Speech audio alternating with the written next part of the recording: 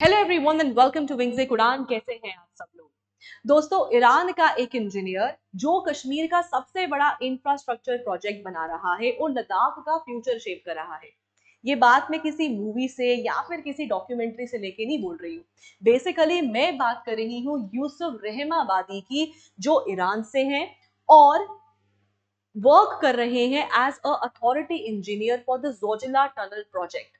दोस्तों, Zojila tunnel project जिसने अपना ब्रेक थ्रू अचीव कर लिया है, और इस वीडियो में हम लोग बात करेंगे कि जोजिला टनल प्रोजेक्ट क्यों इंपॉर्टेंट है, not only for the union territory of Jammu and Kashmir and Ladakh, लेकिन स्ट्रैटेजिकली ये क्यों इतना सिग्निफिकेंट है फॉर इंडिया। दोस्तों, अगर आप किसी भी एग्जाम की तैयारी कर रहे हैं तो इस चैनल को जरूर सब्सक्राइब करिएगा and do not forget to hit the bell icon, क्योंकि हम रीसेंट अपडेट्स और इंफॉर्मेटिव वीडियोस लेकर आते रहते हैं इस चैनल के ऊपर। इस वीडियो का पीडीएफ आपको हमारे टेलीग्राम चैनल विंग्स एक उड़ान पर मिल जाएगा। डिस्क्रिप्शन में गूगल फॉर्म है, उसको भरिए। अगर आपको कोई भी मेंटोरशिप या फिर एग्जाम ओरिएंटेड कोई भी स्टडी मटेरियल या फिर कोर्स के लिए इंक्वायर करना है। जोजिला टनल है क्या, ये प्रोजेक्ट क्या है, इस टनल की लेंथ क्या है, इस टनल का स्टेटस क्या है, और सबसे बड़ी बात, आज ही 9 जून के दिन ही इस टनल ने अपना 50% प्रोजेक्ट जो है ये उसको कंप्लीट कर लिया है। कंप्लीट किया है after achieving the breakthrough. So आज के वीडियो में हम बाकी चीजों को जानने के साथ साथ ये समझेंगे कि ब्रेक थ्रू का मतलब क्या है। तो दोस्तों, आइए स्टार्ट करते हैं आज की वीडियो स्टार्ट करने से पहले मैं आपको बता दूं, अगर आप किसी भी जेके एसएसबी की तैयारी कर रहे हैं तो हमारा फाउंडेशन बैच स्टार्ट हो चुका है।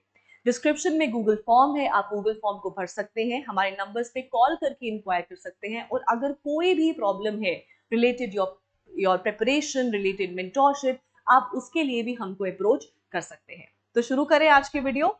सबसे पहले बात करते हैं कि आज की न्यूज किस बारे में है। जैसे मैंने आपको बताया कि जोजिला टनल के बारे में बात हो रही है, और Zojila tunnel which is going to act as a bridge in the Himalayas. सबसे पहले तो जोजिला टनल न्यूज में इसीलिए रहा क्योंकि यहाँ पे जियोग्राफिक चैलेंजेस बहुत ज्यादा है। क्योंकि ये टनल जो है, सबसे पहले तो जोजिला पास की अगर हम बात करें तो इसका ऑल्टीट्यूड क्या है, हाइट क्या है।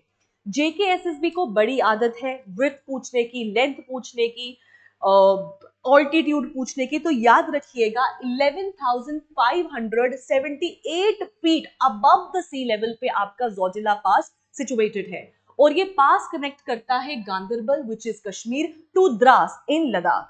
लेकिन throughout the year, specially during winters, जब स्नोफॉल बहुत हैवी हो जाता है, एवलांचेस बहुत रेगुलरली आते हैं, उस टाइम पर ये अपनी कनेक्टिविटी छोड़ देता है। उस टाइम पे कनेक्टिविटी ब्रेक हो जाती है, और इसी कनेक्टिविटी को ऑल वेदर कनेक्टिविटी बनाने के लिए जोजिला टनल बना है। राइट?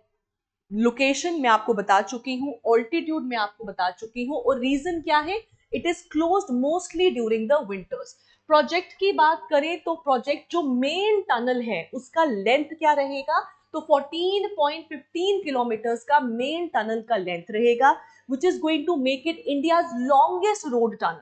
फर्स्ट नंबर, सेकंड, अगर टोटल लेंथ की बात करें इंक्लूडिंग द नीलगिरार टनल्स को, तो ये बन जाएगा 15.5 किलोमीटर्स का।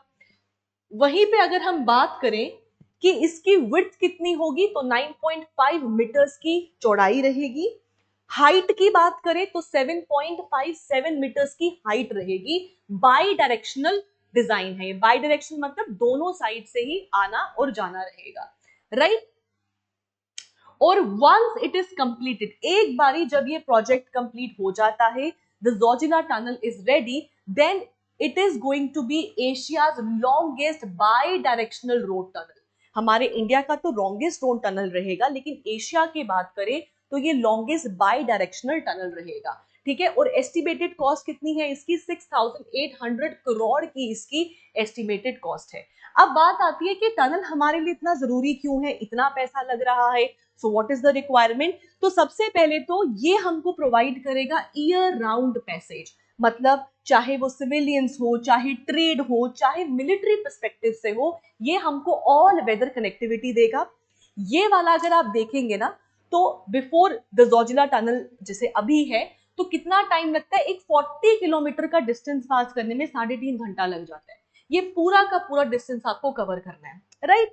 अब after the tunnel is completed, तो ये डिस्टेंस नहीं, आपको ये स्ट्रेट डिस्टेंस को ट्रैवल करना है। 3.5 घंटे से टाइम टूट कर या कटकर 20 मिनट रह जाएगा, और 40 किलोमीटर का जो ट्रैवल है वो कटकर 13 किलोमीटर का ही रह जाएगा। इसके अलावा विंटर्स में ये बंद हो जाता है। जोजिला टनल होगा तो ऑल वेदर कनेक्टिविटी रहेगी। दूसरी चीज, डेंजरस पैसेज है, you have to travel through the mighty Himalayas, यहाँ पे आपको एक सेफ पैसेज मिल जाएगा। तो इन सब चीजों के मद्देनजर रखते हुए ये जो है it is going to be a perennial मतलब ऑल राउंड 12 महीने का आपको एक्सेस रहेगा to the national highway 1, right? इसके अलावा अगर हम बात करें तो यहाँ पे जो इंजीनियरिंग है, because the people who are working there, जो पूरी की पूरी इंजीनियरिंग लगाई गई है। देखो, Himalaya is a fragile ecosystem, right? तो उसके लिए एक स्पेशल टेक्निक का भी इस्तेमाल हुआ जिसके बारे में हम आगे बात करेंगे, राइट? अगर बात करें तो क्या क्या एक्सट्रीम कंडीशंस है, एक्सट्रीम कोल्ड है, कॉम्प्लेक्स टेरेन है, ईपीसी मोड है। ईपीसी मोड हो गया एग्जीक्यूटेड, ये भी इंपॉर्टेंट पॉइंट है एग्जाम के लिए। It is executed in engineering, construction and procurement mode। मतलब जो पूरा का पूरा काम है it is given to one, और वो कौन है? MEIL, which is mega Engineering and Infrastructure limited. मतलब इंजीनियरिंग का काम, दैट इज मैप को तैयार करना, प्रोजेक्ट को पूरा एनालाइज करना, राइट? पूरा सर्वे करना, वो सब। प्रोक्योरमेंट का मतलब हो गया कहाँ से वो चीजें लेके आया जाएगा, कंक्रीट वगैरह ये सब चीजें। एंड ऑफ कोर्स कंस्ट्रक्शन मतलब जो एंड में पूरा का पूरा कंस्ट्रक्शन जो उसमें करना है, that is done by Megha Engineering and Infrastructure Limited. अब वेरी इंपॉर्टेंटली यहाँ पे एक टेक्नोलॉजी का इस्तेमाल हो रहा है। So there is an advance technology which is been use, जिसको हम बोलते हैं NATF। Again I will say very very important, right? ये basically it stands for New Austrian tunnelling Method. मैं आपको इसको बिल्कुल सरल भाषा में समझाऊं तो देखो, हिमालयास क्या है ना, बड़ा फ्रेजाइल इकोसिस्टम है। नंबर सेकंड, ये टेक्टोनिक एक्टिविटीज के साथ प्रोन है। सो अगर एक्सेसिवली ड्रिलिंग, एक्सेसिवली ब्लास्टिंग होगी यहाँ पे, तो पूरा का पूरा जो कंस्ट्रक्शन साइट है वो डिस्ट्रक्ट भी हो सकता है। So under the new Austrian tunnelling method, ये उन्हीं जगहों पे मेथड का इस्तेमाल होता है जहां पे फ्रेजाइल इकोसिस्टम है, जहां पे स्ट्रक्चरल सेफ्टी को इंश्योर करना है, जहां पे स्टेबिलिटी अनप्रिडिक्टेबल है कि अभी बिल्कुल ठीक है, हो सकता है थोड़ी ही देर के बाद कुछ ना कुछ प्रॉब्लम हो जाए और पूरा का पूरा जो है कंस्ट्रक्शन साइट डिस्ट्रप्ट हो जाए, राइट? इसमें क्या करते हैं, सारा काम एट वंस नहीं किया जाता, स्टेजेस में किया जाता है। फॉर एग्जाम्पल, डिगिंग हुआ, रोक दिया गया ताकि स्टेबल होने का टाइम मिले। उसके बाद कॉन्क्रीटाइजेशन किया जाए, रॉक्स या बोल्डर्स को इंट्रोड्यूस किया जाए ताकि जो साइट है उसको थोड़ा होल्ड मिल सके। सो बेसिकली स्टेजेस में जो है इसको कंप्लीट किया जाए, या स्टेजेस में इसको एक्सकावेशन, ड्रिलिंग, ये सब चीजें किया जाए। बात करें तो पहला पॉइंट जैसे मैंने आपको बताया क्या है, सीक्वेंशियल एक्सकावेशन है। So instead of craving out the entire tunnel at once, यहाँ पे इंजीनियर्स क्या करते हैं, एक्सकावेट करते हैं केयरफुली, स्टेज बाय स्टेज, ताकि जो स्ट्रेस है वो रिलीव होता जाए। इसके अलावा इमीडिएट स्टेबलाइजेशन कर देते हैं, जैसे देखा कि भैया क्रेविंग एक्सकावेशन हो गया है, वैसे ही यहाँ पे कंक्रीट को स्प्रे कर दिया, रॉक्स को इंट्रोड्यूस कर दिया ताकि टनल का रूफ और वॉल स्टेबल हो जाए। इसके बाद जियो टेक्निकल मॉनिटरिंग होती रहती है, मतलब कंटिन्यूसली मेजर किया जाता है digging, allowing engineers to adjust in the support method, ताकि अंडरस्टैंड कर सके कि रॉक्स किस तरीके से बिहेव करने वाले हैं, राइट? इसके अलावा और ज्यादा सिक्योरिटी को इंश्योर करने के लिए और भी एडवांस टेक्नोलॉजिकल सिस्टम्स को इंट्रोड्यूस किया गया है, जैसे स्मार्ट टनल सिस्टम SCADA। इसमें बेसिकली क्या है, डिजिटल टेक्नोलॉजी का इस्तेमाल हो रहा है, राइट? इसके अलावा फायर कंट्रोल सेफ्टी लिया गया है, ट्रैफिक को मद्देनजर देखते हुए अनइंटरप्टेड पावर सप्लाई रहे, ताकि जो लोग वहां काम कर रहे हैं उनको बिल्कुल भी नुकसान की, एटलीस्ट क्योंकि वल्नरेबल कंडीशन है तो उनकी सेफ्टी को मद्देनजर रखा हुआ है। इसके अलावा सेमी ट्रैवर्स वेंटिलेशन सिस्टम, ताकि कंटिन्यूसली एयर फ्लो रहे और एयर क्वालिटी जो है वो मेंटेन भी रख सके। इसके अलावा वर्टिकल वेंटिलेशन का मतलब हो गया ताकि एयर सर्कुलेशन जो है एट द हाई ऑल्टीट्यूड्स वो भी जो है इंटीग्रेटेड रहे। सो इन सब चीजों को इंट्रोड्यूस किया गया है या इन टेक्नोलॉजीज का इस्तेमाल किया गया है for the Zojila tunnel construction, right. अब सेफ्टी एंड इमरजेंसी इंफ्रास्ट्रक्चर की बात करें तो क्या क्या चीजें हैं, जैसे हमने डिस्कस किया, फायर एंड सेफ्टी सिस्टम्स हैं, इमरजेंसीज हैं, मतलब वहां पे इन्होंने पेडेस्ट्रियंस क्रॉस पैसेजेस बनाए हैं ताकि अगर कोई भी इमरजेंसी आती है तो भाई हर 250 मीटर के बाद इमरजेंसी एग्जिट बनाई हुई है कि जो वहां से इमरजेंसी के चलते एग्जिट कर सके, राइट। पैरेलल एस्केप टनल्स हैं, जैसे यहाँ पर है इमरजेंसी निश बनाया है हर 250 मीटर के बाद, राइट। यहाँ पर एस्केप टनल्स जो है वो पूरे के पूरे टनल के अलोंग जो है मूव कर रहे हैं। वेंटिलेशन जो हमने पीछे देखा कि इस टेक्नोलॉजी में वेंटिलेशन को भी बहुत कंसिडरेशन में रखा गया है ताकि पूरे टाइम वेंटिलेशन रहे, राइट।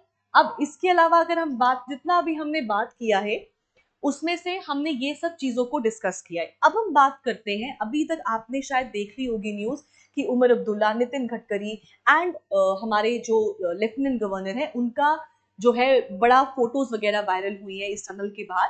बेसिकली आज इस टनल ने ब्रेक थ्रू अचीव कर दिया है, मतलब दोनों एंड से एक्सकावेशन या डिगिंग चल रही थी और आज वो डिगिंग या एक्सकावेशन अपने मिडल पर आ चुका है। मतलब द एक्सकावेशन प्रोसेस और the digging process has been finished और इसी फिनिशिंग के बाद 50% of the tunnel is ready and according to the estimated years by 2028 target रखा गया है क्योंकि इसको बहुत डिलेज हुए हैं प्रोजेक्ट को। So by 2028 the tunnel is going to be ready. ये एस्टिमेटेड है, आपके एग्जाम के लिए 2028 इज द डेट, बट हो सकता है कि कुछ टाइम आगे भी चला जाए, बट अभी के लिए जो टारगेट सेट किया गया है एक्सपेक्टेड वो 2028 है, ठीक है।